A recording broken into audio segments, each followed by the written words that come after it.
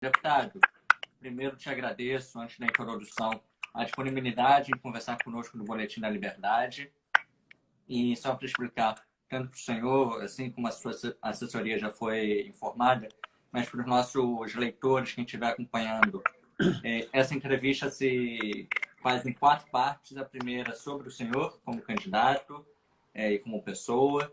A segunda sobre a cidade do Rio de Janeiro. A terceira é um pinga-fogo, onde são algumas perguntas e respostas rápidas, sem pensar muito.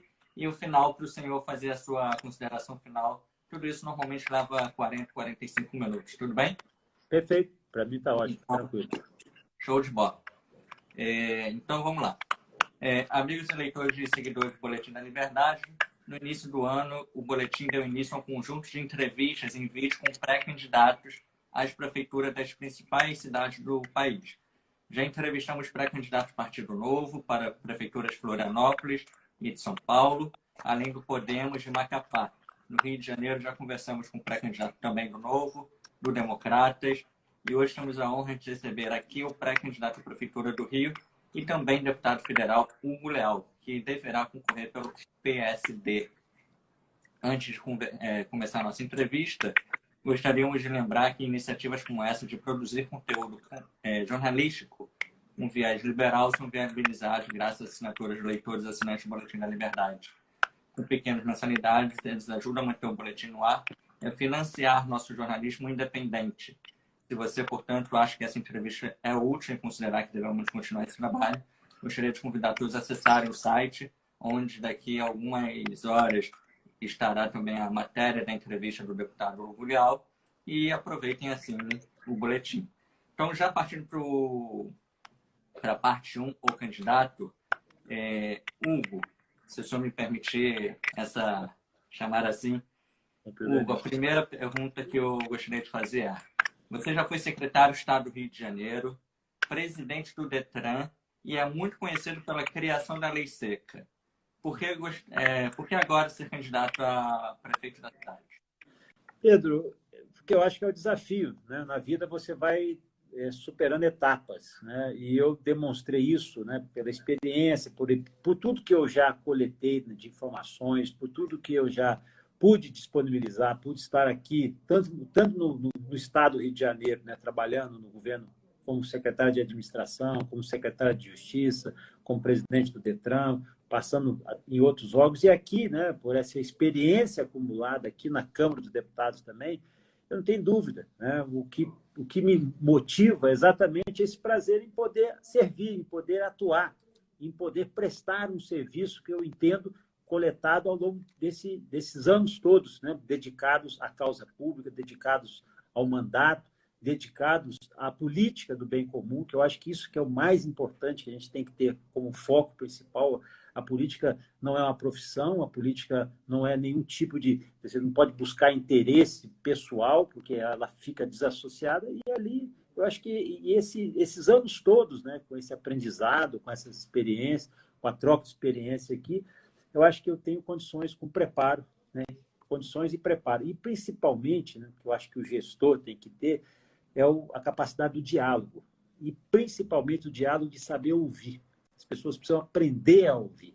Aprender mais a ouvir do que falar. Nós temos aqui a tendência, é claro, ainda mais no parlamento, de nós falarmos, nós conversarmos, dialogarmos.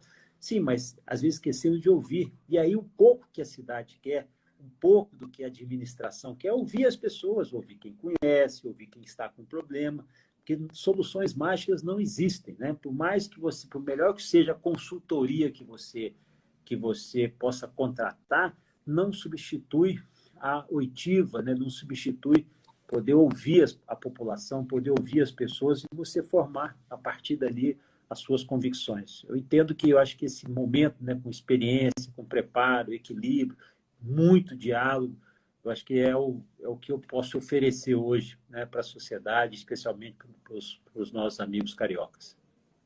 A segunda pergunta, deputado, vamos falar um pouco mais também da sua experiência. Você já, de novo, foi secretário estadual de Administração e Reestruturação do Estado, e a cidade do Rio de Janeiro já vinha de déficits seguidos. E agora, com o Covid-19, essa dívida aumenta exponencialmente. Além disso, você é ativo na reforma tributária no Congresso Nacional. Como você acredita que poderemos recuperar o município? Olha, primeiro vamos entender.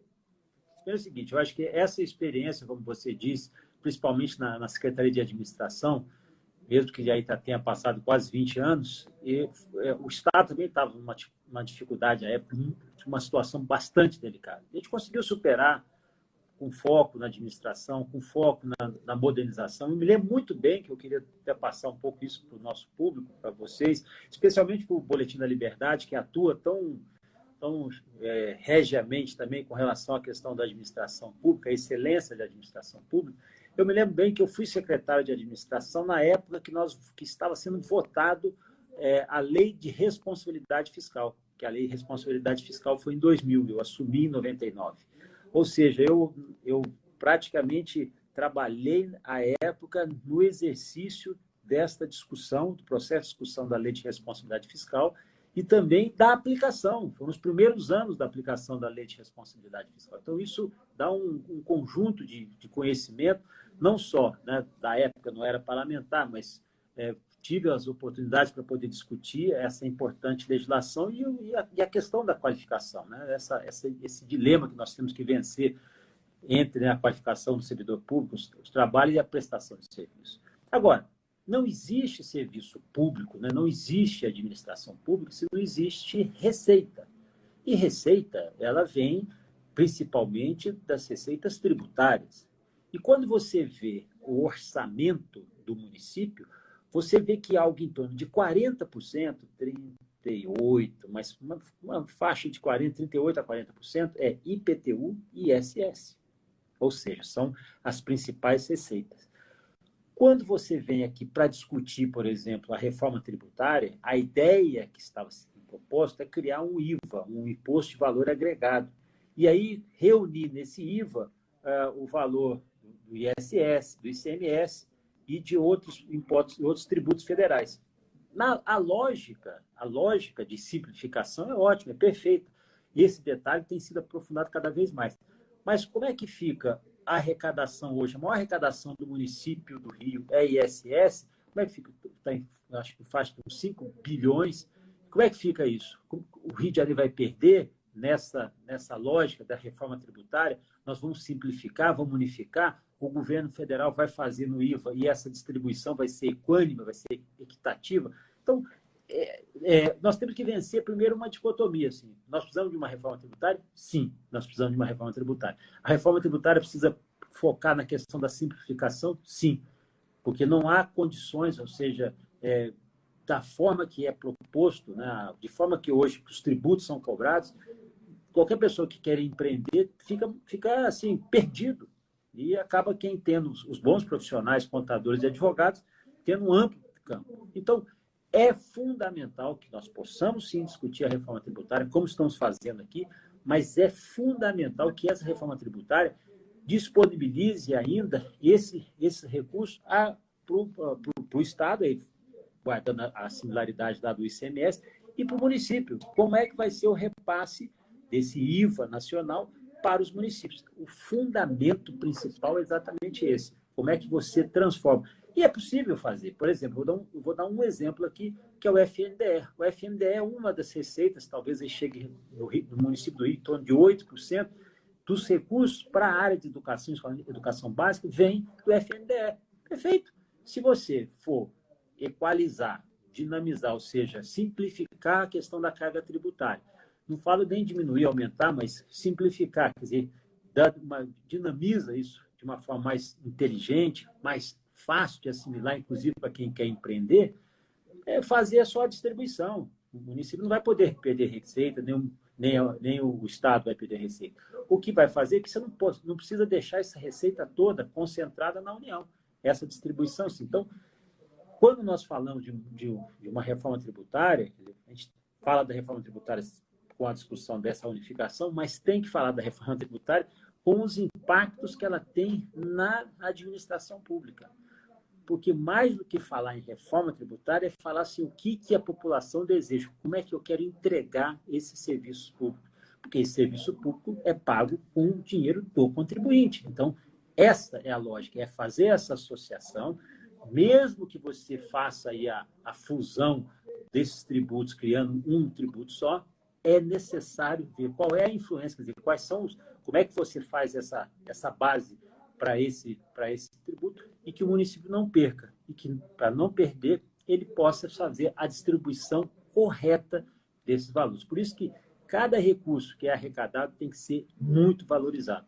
E por isso que a discussão que a gente faz de reforma tributária passa muito próximo da questão da reforma administrativa, de uma máquina pública mais eficiente, mais direcionada para a população.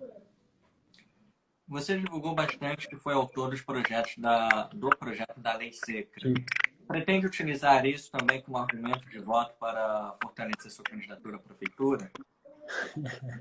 Olha, a Lei Seca, eu falo que é um cartão de visita, né? Não há uma pessoa no Brasil, né? Eu digo até no Brasil, não no mundo, que eu tenho participado de vários eventos internacionais. No dia 19, na sexta-feira, a Lei Seca faz 12 anos. Então, ela tem uma contribuição já dada ao país. Não tenha dúvida que é motivo de orgulho. Eu falo assim, se fosse um filho ou uma filha, né, a lei, ela teria 12 anos. Então, você tem orgulho, ela está em fase de crescimento, de consolidação. Mas o que eu quero registrar com a Lei Seca aqui? Eu acho que esse é um aspecto que eu gosto sempre de discutir. A questão da Lei Seca não é a mudança legislativa, não foi a lei que foi apresentada, eu sou o autor da lei, é a mudança de comportamento. O mais importante nessa questão é exatamente a mudança de comportamento das pessoas. E aquela história que as pessoas falam, aqui no Brasil tem muito disso, a lei pegou, a lei não pegou.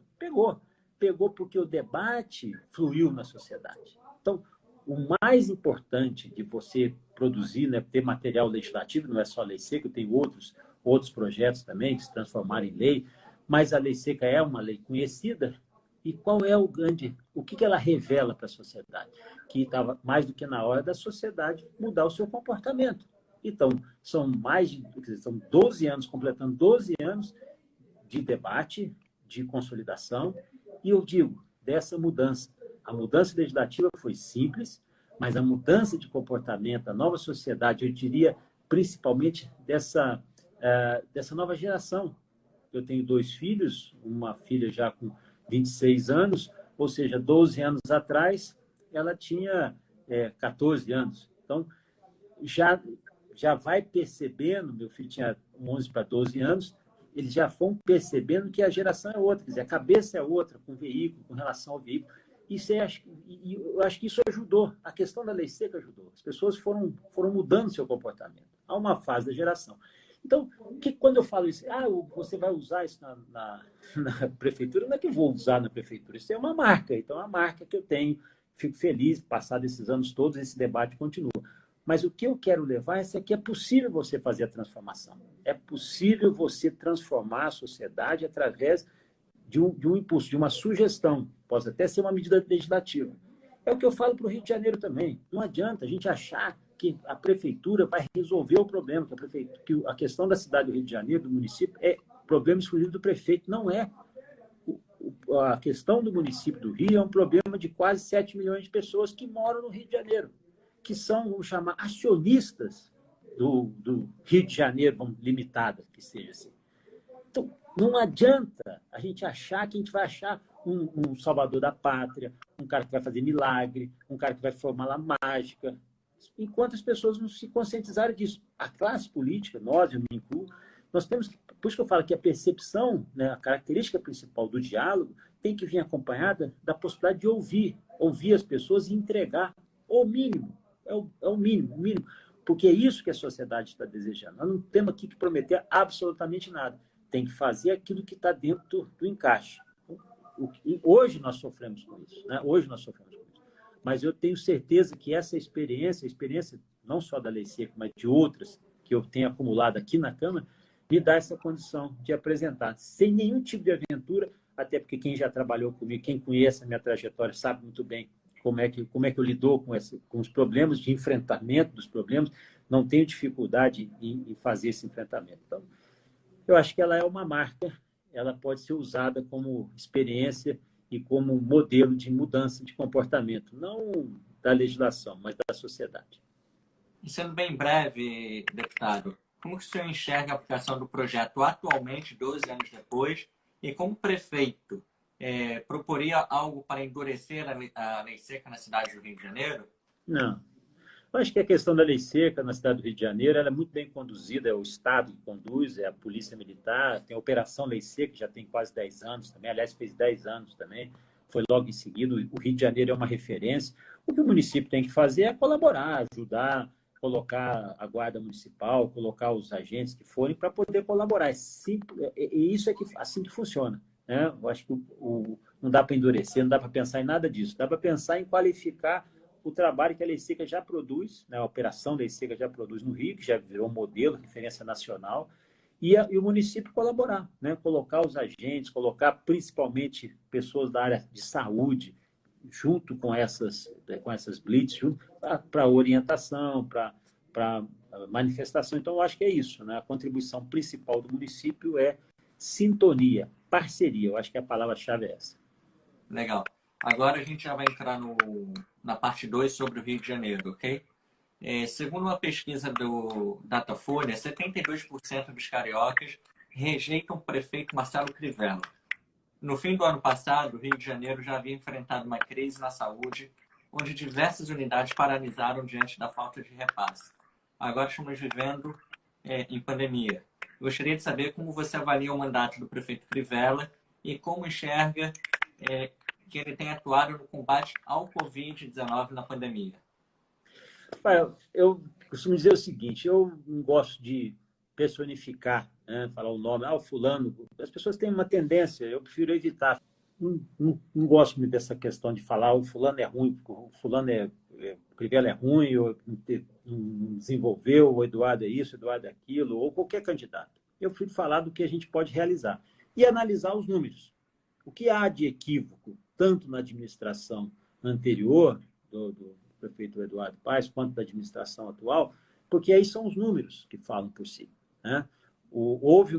Nós vivemos um momento muito de euforia, eu entendo que foi isso, as pessoas, inclusive, ficaram meio que cegas, e essa euforia da Copa do Mundo, a euforia das Olimpíadas, cegou um pouco a administração, esqueceu um pouco do básico, que foi cuidar de muitas outras coisas, e passa para a administração atual uma situação delicada, né, com déficit.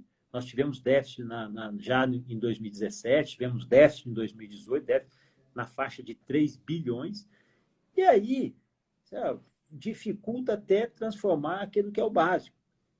Eu não tenho dúvida que a principal, infelizmente, a característica da administração atual talvez seja a inapetência, assim, o desejo de enfrentar os problemas. Então, essa parece que é uma coisa que não cresceu, ou seja, não se desenvolveu. Fez uma boa campanha, mas talvez não estivesse preparado para fazer o governo. Acho que a lógica responde um pouco dessa dificuldade, né, da inapetência, não construiu um trabalho que pudesse fazer entrega. Então, a população percebeu, tendo sim, nós temos que deixar claro que teve sim uma queda por causa exatamente por causa dessa questão econômica, né? O fator econômico também foi grande, somente em 2016, 2017, tivemos um impacto, e isso a prefeitura sofre também, mas mesmo assim você tem que buscar inovações, você tem que buscar alternativas. Então, o principal dificuldade foi exatamente essas alternativas. E eu acho que se isolou muito, quer dizer, não teve nada que pudesse caracterizar. Enquanto foi a euforia, esse talvez seja caracterizado pelo desânimo. Isso é desagradável, é preocupante. Então, ao invés de falar de nomes, vamos falar de propósito, de projetos, vamos falar de coisas que a gente tem pela frente. O passado vai ter que servir de exemplo, para você não ter que voltar nem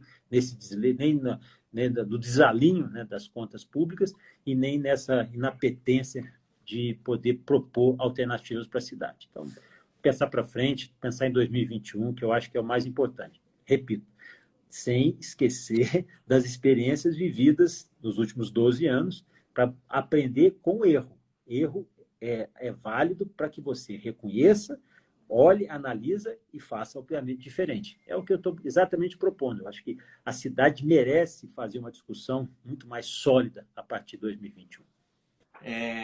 A quinta pergunta é a seguinte: estamos vivendo um novo ciclo político no Brasil, com a influência cada vez maior das ideias liberais nas esferas de governo, pelo menos até o coronavírus chegar no Brasil em fevereiro, março. Nesse sentido, uma das pautas que os liberais defendem é a redução do escopo do Estado. Como que o senhor enxerga a pauta liberal, ainda mais no âmbito municipal, visto que o Rio de Janeiro tem hoje 15 secretarias municipais, 13 estatais, 3 autarquias e 6 fundações? Pedro Rafael, você conhece meu raciocínio, meu pensamento. Eu acho que o Estado lato sensu, né? Estou falando de Estado, pode ser União, pode ser Estado, pode ser município, mas o Estado tem que fazer bem, fazer o básico, fazer com excelência. Ou seja, a atuação dele na área da saúde é inevitável. Isso é um papel do poder público. Fundamental, dar excelência na questão da saúde.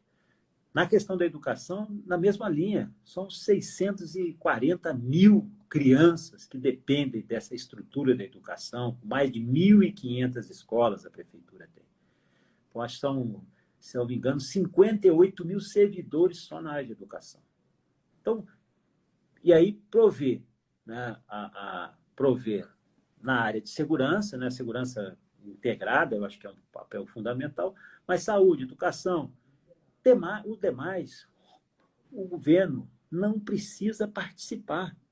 Eu tenho muito respeito pelo que foi construído na Conlub, é uma empresa ótima, mas havia necessidade de ter uma empresa própria de lixo hoje no Rio de Janeiro? Eu tenho dúvidas sobre isso, porque aí depois ela se transforma numa estrutura e fica difícil. Repito, ela tem um papel de excelência, mas eu acho que isso aí talvez não fosse o princípio, a essência do próprio órgão. Respeito, mas eu vejo o seguinte, porque senão acaba faltando dinheiro para aquelas questões que são essenciais. Não é só questão de ser liberal ou não ser liberal, é questão de ser óbvio e atuar naquilo que interessa ao poder público, nas pautas que são fundamentais. Como eu falo aqui, se você pegar o orçamento da saúde e da educação, dos 32 bi, vamos botar 30, 32 bi, que foi ainda no ano de 2019, 10 bi, quase 11 bi é saúde e educação. Tudo bem, os outros 20 justificam em quê? Eu quero fazer uma lógica aqui, porque o que ele tem que fazer é fazer exatamente essa prestação com excelência a essas áreas. É isso que o poder público está esperando. Agora, se nas outras áreas, se na área de limpeza, se na área de iluminação, se na área vai ser terceirizado, vai poder ter uma participação, isso faz toda a diferença. Faz toda a diferença porque se o Estado preocupasse com a regulação, e falo regulação porque é o seguinte, a gente tem visto aí para quem conhece, principalmente para o público que acompanha, o Estado tem que ter um papel de fiscalização. Hoje, as agências reguladoras desempenham um papel que meio que do Estado, não era para ser assim. E no município, a diferença é essa. Hoje, o município poderia investir muito mais, que eu falo em serviço de muito mais excelência, com fiscalização.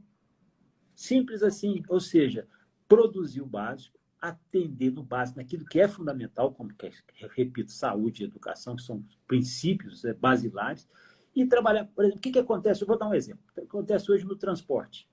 Né? As linhas não são municipais, mas a intervenção é uma coisa tão mal feita, tão mal planejada, que o poder público não consegue nem estabelecer. A relação hoje no transporte público é uma relação precária. E deveria ser uma relação clara, transparente, avaliação de planilha, avaliação de trabalho. E, se for o caso, vai precisar de ser uma parcela desse recurso do transporte, vai ter que ser financiado, cofinanciamento. Então, não tem problema nenhum, tem que discutir. Agora, tem que discutir, tem que cobrar, tem que mostrar. Não adianta achar que isso é só também um problema exclusivamente do empresário. Não é. Por quê? O que é? O poder público tem que ter exatamente essa sintonia para saber o que eu quero oferecer para a sociedade, o que eu quero oferecer para o meu público, o que eu quero oferecer para os acionistas, vamos chamar assim, que hoje tem uma ação do Rio de Janeiro limitada. Me parece muito óbvio isso. a questão da pauta liberal, o debate é o Estado nem precisa ser máximo e nem precisa ser mínimo. O Estado tem que ser eficiente na sua cobrança e também na sua prestação de serviço. Pronto. Eu acho que não precisa se falar muito, precisa se entregar. É isso que a população deseja. Se é terceirizado, se vai ser direto. O que ela quer é o resultado do serviço. É isso que ela quer. Prestação de serviço, eficiência e proximidade. O mais importante disso. A nossa equipe botou aqui uma pergunta que o senhor já respondeu, né, sobre a privatizar algo e ficar um pouco mais enxuto. Então, já vou pular para uma próxima, ainda sobre a pauta liberal. O senhor pretende diminuir algum imposto da cidade do Rio? Não pode falar uma coisa dessa que seria demagogia. Eu quero racionalizar. Falar de redução de impostos com o que nós temos hoje seria uma irresponsabilidade total. Agora, nós podemos fazer o seguinte, rever, por exemplo, alguns na área do IPTU, onde ficaram desproporcionais. O que aconteceu, acho que aí sim, uma revisão da planta, eu não tenho a menor dúvida. E aí sim, seja na Zona Oeste, seja na Zona Norte, seja na Zona Sul, o que houve um abuso nessa questão da revisão dos valores das plantas. Eu acho que essa questão não é por demagogia, é uma questão de justiça. Rever isso, essa possibilidade de revisão, de reavaliação total. Porque hoje entregaram um serviço e esse serviço ficou, para mim, aumentou em alguns casos, foram tentar se aproximar de algo que fosse real e ultrapassaram essa barreira. Em vários IPTUs aconteceu isso e foi aprovado pela Câmara de Vereadores. Então, é possível você pegar, readequar, fazer com justiça? Eu acho que essa é a lógica. Agora, falar de redução de impostos, vamos acabar com os impostos. Hoje não tem. Se você não tem... O que nós estamos discutindo, eu falei naquela pergunta inicial lá, é sobre na reforma tributária. Como é que você equaliza, como é que você simplifica, como é que você unifica e como é que você distribui, sem que o município perca recursos. Agora, eu não vejo num curto prazo a pessoa fazer qualquer tipo de discurso, nós vamos acabar. Eu acho que equalizar, trazer justiça tributária, isso aí eu acho que é racional, é possível e tendo que ser confiável também. Deputado, falar um pouco sobre segurança pública é fundamental, né, num tema desse como na cidade do Rio de Janeiro, porque acaba sendo uma área que atinge as demais também. Eu queria entender como você acredita que conseguiria contribuir como prefeito para a redução dessa violência no Rio. Então, além disso, acrescento, qual é a sua opinião sobre o armamento da Guarda Municipal do Rio de Janeiro? Primeiro, antes da gente falar sobre segurança pública no município, que normalmente as pessoas falam, não, segurança pública é competência do Estado. Não. Previsão constitucional, sim. Né? O Estado passa a ter hoje as forças policiais, Polícia Civil e Polícia Militar, sob a responsabilidade dele. Mas segurança pública é responsabilidade de todos. Eu lutei anos aqui na Câmara dos Deputados para poder instalar, e a gente acabou aprovando em 2000 e, se não me engano, foi 2015 ou 2016, aqui não me lembro a data exata, o SUSP, Sistema Único de Segurança Pública. A exemplo do SUS, Sistema Único de Saúde, a segurança pública tem que ser integrada. Não existe segurança pública resolvida só pelo Estado, não existe segurança pública resolvida só pelo município. Não existe. Problema de segurança pública é a Polícia Militar. Problema de segurança pública é a Polícia Civil. Não, é de todos. Porque as pessoas moram no município. A relação nasce ali. Então, o papel do município é a oferta, né, dessa mão de obra, desse grupamento de pessoas que é a Guarda Municipal, que pode ser qualificada, veja bem, qualificada, bem treinada, você pode colocar o armamento na mão deles. Eu não vejo dificuldade nenhuma, pelo contrário, tem municípios que já fizeram isso, avançaram, mas não precisa ser generalizado, pode ser em grupamentos, em pelotões, em pessoas qualificadas e preparadas. E depois você vai fazendo esse tipo de qualificação para servir exatamente dessa segurança ostensiva. Então, além disso, além da Guarda Municipal que está ali nos limites do município, ter um papel importante, ter capilaridade, ela tem uma coisa que é fundamental hoje em segurança pública. Ela tem informação. Ela está na rua, ela anda o guarda municipal é um agente público muito mais presente do que a ostensividade da Polícia Militar. A Polícia Militar tem um papel ostensivo e as pessoas se conhecem. A Guarda Municipal tem uma interação muito melhor com a população e recebe muito mais informações. Então, você fazer segurança pública, e o SUSP, né, que é o Sistema Único de Segurança Pública, que hoje está em lei, existe, então você tem que ter essa integração, tecnologia e informação. E, por isso, o município tem um papel extremamente relevante, por causa do sistema de informações que ele tem, o próprio COR, né, o Centro de Operações, que é um centro de operações excepcional, com quantidade, com ruas, com filmagem, com câmeras de alta tecnologia. Isso tem que ser fundamental e integrado na área de segurança pública. Para poder o quê? Não é para poder falar assim, eu filmei o crime.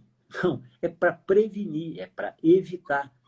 A melhor polícia, a melhor segurança pública, não é aquele que chega mais rápido no local para apuração do crime. É onde você não deixa acontecer o crime. Então, a nossa lógica tem que ser exatamente isso. Não existe outra palavra que não seja integração. Por isso que eu falo, o prefeito tem que ser o principal ator do diálogo, da construção desse ambiente.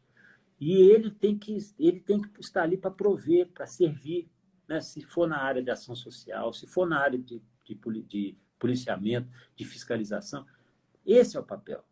Segurança pública só funciona se for assim. Se falar outra coisa é demagogia. Falar assim, eu vou armar a guarda municipal. Acho totalmente possível. Acho que inclusive o vereador do meu partido, do PSD, o vereador Jones Moura, que é vereador hoje e é também guarda municipal, o projeto de armamento da guarda é dele. Eu dei apoio, já escrevi artigos sobre isso, mas veja, esse armamento tem que vir acompanhado de qualificação e de preparo, e às vezes até mesmo de equipes, né, treinadas para ações dessa natureza. E aí são forças policiais. Porque, eu repito, você acha que quando acontece algum tipo de crime, pode ser até um furto, uma coisa pequena, de pequena monta, ele vê um guarda municipal para ele, o guarda municipal, polícia militar, na lógica do cidadão, é uma coisa só, é uma figura só, o Estado que está ali. Então, meu amigo, quanto mais nós nos aproximarmos disso, quanto mais for a excelência dessa transformação, mais resultados nós vamos apresentar para a população. E na cidade do Rio de Janeiro, deputado, tanto as cracolândias quanto a quantidade de moradores em situação de rua tem aumentado bastante. Como enfrentar esses dois problemas? São problemas paralelos, algumas vezes são o mesmo. Como enfrentar esse problema no Rio de Janeiro? Primeiro, a alternativa. Por que essa população está na rua? Eu acho que tem que fazer essa identificação. E eu vou dizer que é possível fazer isso, que municípios fizeram isso, né? O município de Curitiba. Eu tenho um trabalho realizado pela UFMG na população de Belo Horizonte, exatamente a qualificação, o levantamento de quem é essa população de rua, identificar e dar alternativas para essa população. É isso. Eu acho que... E esse trabalho foi feito com o professor Frederico Garcia, que é um professor da UFMG, que cuida da área de dependência química, tem vários trabalhos nesse sentido, inclusive ele desenvolveu uma vacina, não uma vacina não, uma espécie de vacina com relação ao crack, que traz uma rejeição a isso. E eu tive lá na UFMG, vi o trabalho dele. Então, é possível você realizar aqui no Rio de Janeiro, município do Rio, exatamente esse mapeamento dessa população. Por que ela está ali? Você tem que entender e criar as alternativas, não é tirar a força simplesmente de forma compulsória, mas começar a criar as alternativas. Qual é? Eu fico aqui porque eu não tenho dinheiro para voltar para a minha cidade, se for fora, se for num outro estado, ou se não, às vezes, na região metropolitana. Entender isso e começar a evitar, começar a criar esses mecanismos. É possível, sim, mas planejamento, com orientação e com capacitação. Nós temos elementos para poder fazer isso. E outra coisa, o poder público não pode, às vezes, substituir algumas instituições que já fazem isso. Se existem instituições até extremamente qualificadas, algumas confessionais, ou seja, pertencem a algum tipo de orientação religiosa, ou não. Se eles já fazem um tipo de trabalho desse, vai lá, sente, o poder público tem que ir lá, sentar, não tem que disputar nada, tem que contribuir, tem que construir. Eu vou falar uma palavra aqui que é difícil, mas eu não posso deixar de usar numa situação como essa, que chama-se o princípio da subsidiariedade. O que é o princípio da subsidiariedade? Onde tem a ação de um particular, onde já tem uma ação de alguém que é da própria sociedade, não tem que o poder público ir lá e substituir e fazer. Tem que ajudar, subsidiar aquele trabalho que já está dando certo. E tem vários trabalhos no Rio de Janeiro, no município do Rio, que já fazem isso. Às vezes fazem isso de forma voluntária. Se você qualifica, se você estabelece parcerias ali, não como já uma vez foi feito, escolher uma ONG, uma outra entidade. Trabalha com eles no conjunto. Uma outra frase, uma outra palavra que é fundamental dentro desse princípio de colaboração chama-se transparência. É só você colocar os números, não tem que esconder nada. E isso que eu acho que é uma lógica que pode ser feita. Então, repito, quando você fala da população de rua, primeiro o tratamento que você tem que avaliar, qual é a fotografia disso? Como é que você avalia esse cenário? Pega essa experiência que nós tivemos em Curitiba, tivemos uma experiência em Belo Horizonte, como é que foi transformada essa população de rua? Quais as alternativas que você vai dar a ela? E repito, chame quem já faz esse trabalho. Por exemplo, vou dar um exemplo. O meu filho já atuou por algum período no médico de rua. Médico de rua, que é uma entidade que pega estudantes de medicina e anda pelo município do Rio. Ora, se você conseguir pegar pessoas, né, essas ações, que são ações esparsas, e concentrar e ajudar, não atrapalhar, não querer botar nome, não vai ter que ser o nome, tem que qualificar, porque eu que estou dando dinheiro, a prefeitura que está dando. Não, você tem que ser parceiro, você tem que dar subsídio para aquilo funcionar. Dá muito mais certo se o poder público for fazer. O senhor está falando de subsídio. O prefeito Marcelo Crivella, né, a atual gestão, reduziu ao longo do seu mandato as verbas públicas destinadas à escola de samba. Embora a medida tenha desagradado alguns grupos, uma pesquisa do próprio Datafolha, divulgada em dezembro do ano passado, 2019, aponta que 60% dos cariocas apoiam essa medida. O que o senhor pensa a respeito? A prefeitura deveria fornecer auxílio financeiro às escolas de samba e a outras iniciativas do carnaval, como o bloco de rua, ou não? Olha, eu sou uma pessoa que adoro carnaval. Estou há mais de 20 anos, inclusive tive a oportunidade de participar de samba enredo, já tive a oportunidade de desfilar, de ser campeão na Marquês de Sapucaí. Mas vamos lá. Hoje, né, a gente tem que entender o carnaval como uma indústria. A indústria da cultura é uma indústria que gera muito, muito recurso. Essa questão da subvenção, você tem que entender qual é a qualificação dessa subvenção. Particularmente, eu acho que o Carnaval do Rio de Janeiro é uma festa do município, quer dizer, o espaço físico lá é do sambódromo do município. É do município, tem que ter, fundamentalmente, a presença do Estado e tem que ter iniciativa privada. Hoje, praticamente, a festa é financiada pela iniciativa privada, o maior volume. O que o município tem que fazer? O município tem que entrar com toda a estrutura, o local, o trânsito, o ambiente, limpeza, isso tudo bem. Agora, a colocação de recursos é uma situação bastante delicada. Agora, não é chegar e abandonar, vire-se aí. Eu acho que é tentar sentar e estabelecer, ser animador. Não não gosto de carnaval, não é isso. Ela é uma indústria. O que nós temos que entender também, uma outra questão, e aí eu falo da subsidiariedade, por que eu falo da presença do Estado, do município e da iniciativa privada? Porque, claro que tem que ter o Estado. Com todo o respeito que eu tenho, há várias escolas, e eu tive a oportunidade de participar de algumas, que não são do município do Rio. Né? Nós temos escolas em São Gonçalo, escolas maravilhosas, Viradouro, Niterói, Viradouro, a Cor da Pedra de São Gonçalo, a Beija-Flor de Nilópolis, outras tantas, a Grande Rio de Caxias, outras grandes escolas que não são do município.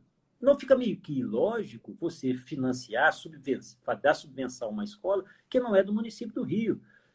Eu acho que você tem que criar uma estrutura, aí junto com o poder público municipal e estadual, para poder fazer essa festa. Sozinho não vai adiantar, vai ser bastante complexo. E aí, o que eu falo? As pessoas pensam só nessa subvenção para os 4 dias de carnaval. As pessoas têm que entender que escola de samba não são só os 4 dias de carnaval. Pode ser 4 ou 5 dias que seja lá de carnaval, mas são 360 dias de trabalho social, de trabalho dentro da comunidade. Se o poder público estabelecer relações, e a gente tem casos desses, com as escolas, por exemplo, que são do Rio de Janeiro, que é a Portela, a Imperatriz, a Mocidade, quantas escolas, né, que nós temos, Rocinha, Vila Rica, por exemplo, que é lá em Copacabana, várias escolas que têm projetos sociais, que têm trabalho o ano todo. Isso é uma indústria. O prefeito tem que entender isso, a lógica dessa indústria da cultura, a indústria do entretenimento. Então, você não pode chegar e falar assim, não, vamos subvencionar. Não é subvencionar o carnaval, porque o carnaval não precisa. O que ele vende, o que ele gera de receita, meu querido, já resolve uma grande parcela do que tem. E mais as escolas que são patrocinadas, os enredos, às vezes pode trazer divulgação de enredos, isso virou uma grande festa. Mas não vamos nos limitar aos 4 dias de carnaval. É minimizar. Acho que é muito maior que isso. Subvenção, nesse momento, eu acho que ela fica muito pequena, né? Estou reclamando aqui que eu não falei da Mangueira. Poxa, claro que Mangueira é coração, Mangueira é isso, né? Mostra todos. Se eu falar de todas aqui, vão reclamar que eu esqueci. Então, por isso que eu não gosto de falar os nomes, porque senão a gente acaba o Império Serrano, é uma escola maravilhosa, hiper tradicional. Mas é uma coisa que me dá alegria. Veja, eu aprendi isso. Eu aprendi ao longo desses anos de convivência, de trabalho, de ida nesses barracões, a riqueza que tem vários projetos sociais, e aí a gente pode falar da Mangueira, mas não só da Mangueira, que saíram, que eram questões ali menores, que eram projetos mais locais, e se transformaram em projetos reconhecidos no mundo todo. Eu vou dar um exemplo de uma coisa que eu vivi. Escola do Pequeno Tigre, que hoje é uma escola de circo, que estava na Praça 11, nasceu em 2001 ou 2002, lá em São Gonçalo, lá no Porto da Pedra, num samba enredo que eu participei, que era os 10 anos do Estatuto da Infância e da Adolescência. Olha a riqueza que tem nesse ambiente, de você construir, de você oferecer para a cidade, que eu repito, isso chama-se economia. Legal. A gente já está aí com quase 48 minutos, deputado. Tem mais uma pergunta aí, depois o Pinga Fogo, que é mais rápido, só para o senhor saber aí do tempo. Muitas empresas, novos negócios, mesmo multinacionais, têm preferido, ao longo das últimas décadas, se instalar em outras cidades do Brasil, como São Paulo, Belo Horizonte, Florianópolis, Vitória. Com isso, muitos cariocas também têm deixado o Rio de Janeiro. Como atrair essas empresas para voltarem para o Rio de Janeiro e novas empresas para o Rio de Janeiro que ainda não estão no Brasil? Olha, o Rio de Janeiro por si só, né? O Rio de Janeiro já tem uma geografia que atrai. Então, o Rio de Janeiro já é, né, a cidade, é uma marca registrada. Agora, você tem que oferecer o serviço, né? A gente falou aqui na área de segurança, né, esse ambiente, mas iluminação, transporte, qualidade de vida. E aí você tem que propor um projeto de desenvolvimento para o Rio de Janeiro, que eu falo o seguinte: a Zona Sul, o centro, ali, mal ou bem, eles se organizam. Os grandes eventos têm acontecido lá na Zona Oeste, na Barra da Tijuca, né? Tem acontecido em eventos na Praia de Copacabana, tem acontecido eventos até no centro. Só que é o seguinte, a cidade é muito maior do que isso. O que você tem que fazer? Você tem que pegar o eixo, qual é o eixo principal do Rio de Janeiro? Né? Um dos eixos principais é a Avenida Brasil. Você tem que fazer essas ações, né? Dividir o Rio de Janeiro nesses blocos da Avenida Brasil, pega a Avenida Brasil, ao longo da Avenida Brasil, do Porto até Santa Cruz, e começa a fazer incentivos de trabalhos que sejam vocações da região. Eu citei isso numa outra oportunidade, vou citar novamente. Nós tínhamos um distrito industrial na Fazenda Botafogo, que gerava riqueza ali para a região, gerava emprego para a região. Depois foi se deteriorando porque tinha que passar tudo fora da região da Avenida Brasil. Você tem ainda espaços hoje, dentro ali na área indo já mais para a Zona Oeste, passando Bangu, Realengo, você chegando ali em Campo Grande, até Santa Cruz, você tem áreas que podem voltar a ser desenvolvidas, áreas industriais, não essa indústria poluidora que não tem nada a ver com o Rio de Janeiro, mas indústrias 4.0, indústrias de tecnologia, indústrias que não sejam poluentes, ou seja, que possam oferecer essa alternativa. Se você não der condições a esse trabalhador, a esse morador do município, dele se deslocar menos, ou seja, de você criar regiões de polos de crescimento, você vai ter uma concentração cada vez maior. Você tem hoje, né? É nítido na gestão anterior, porque nessa não houve nenhum tipo de investimento na área habitacional, mas na gestão anterior foram entregues aí em parceria com o governo federal 90 mil habitações, 90 mil habitações. E você não gerou, naquele ambiente onde tiveram as habitações, você não gerou desenvolvimento econômico, você não gerou emprego, você não gerou atividade das mais variadas. Foi um erro, um erro. É isso que nós estamos assistindo no Rio de Janeiro. Você precisa fazer exatamente esse perfil, esse empreendedorismo, levar como coluna vertebral, ver o que já foi eu não quero ser saudosista, mas o que já foi a Avenida Brasil em termos de crescimento.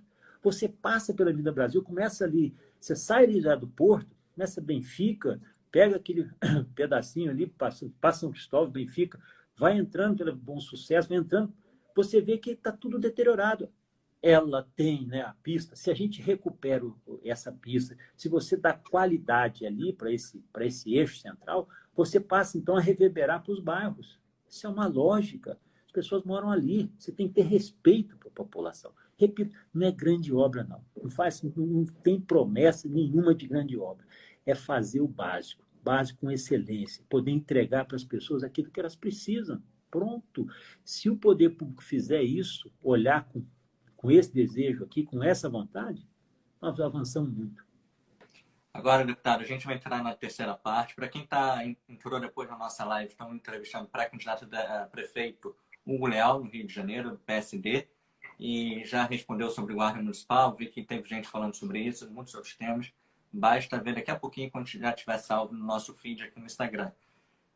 Nessa sessão, deputado, a gente propõe perguntas e respostas rápidas para que o nosso espectador possa conhecer um pouco mais sobre você. Não precisa se alongar nas respostas, é papum, tá bom? Então... Pinga-fogo é um perigo. Pode ficar tranquilo. O que você mais gosta do Rio de Janeiro?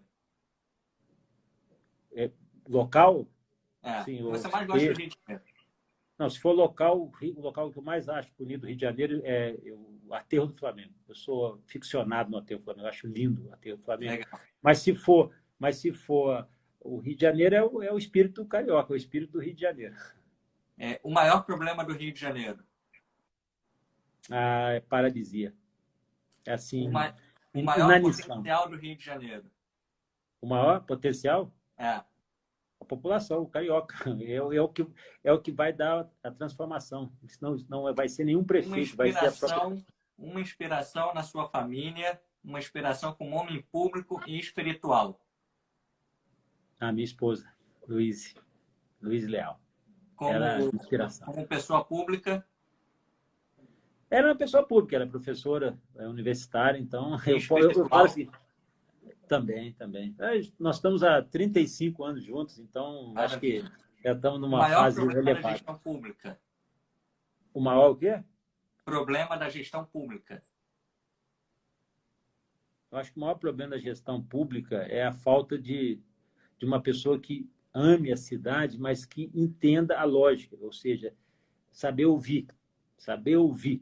E qual é a solução para a gestão pública? Planejamento.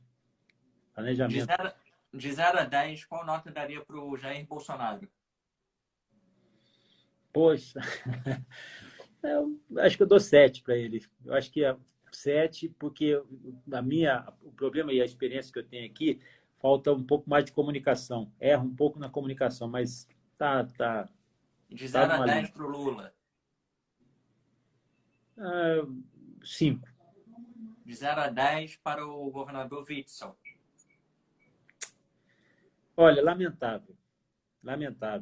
A nota dele sei lá, 3, porque lamentável que o desejo, quer dizer, a esperança foi muito, as pessoas depositaram muita esperança ali. Não De acho que 0 a 10 para o prefeito Crivella. Prefeito Crivella, Ah. eu acho que ele foi reprovado por falta. Então, agora a gente já inicia a parte 4 e final, deputado. Nós do Boletim gostaríamos de agradecer pela disponibilidade nesse bate-papo, que foi riquíssimo, e, por fim, fazer uma pergunta. E também um espaço para que você possa falar diretamente com o espectador e com quem venha assistir futuramente sobre o porquê ele deve prestar atenção na sua pré-candidatura e futuramente na sua candidatura na eleição. E aí você pode deixar o seu recado final. Olha, eu acho que tem que prestar atenção em quem está prometendo ou em quem fala assim, eu sou o único, eu sou o melhor, eu sou aquele que está qualificado. Não, acho que a gente tem que aprender, primeiro, a fazer o básico, a saber ouvir, né? E fazer o básico com eficiência. Eu acho que é o mais importante, recuperar o serviço público. A máquina da administração tem que entender, o servidor tem que entender que ele tem que ter prazer em poder servir, que o foco principal é isso, é serviço. O contribuinte, eu falo para mim como contribuinte, quem recolhe imposto, recolhe ISS, recolhe IPTU, recolhe outras contribuições, o cara quer uma resposta. Né? Ter uma excelência na educação, uma excelência na saúde e resposta às suas demandas, a uma iluminação, uma luz, uma capina, uma limpeza, é o básico. Eu acho que nós temos que exatamente nos comprometermos com isso. Nós temos 1.440 escolas. Eu não posso falar que vou fazer uma escola do amanhã ser melhor que as outras escolas que estão ali no dia a dia. Não tem lógica isso. Então, eu vejo muito disso. Por que eu estou colocando meu nome? Porque eu acho que eu já adquiri essa experiência, essa maturidade, sem vaidade, para poder ouvir, para poder dialogar.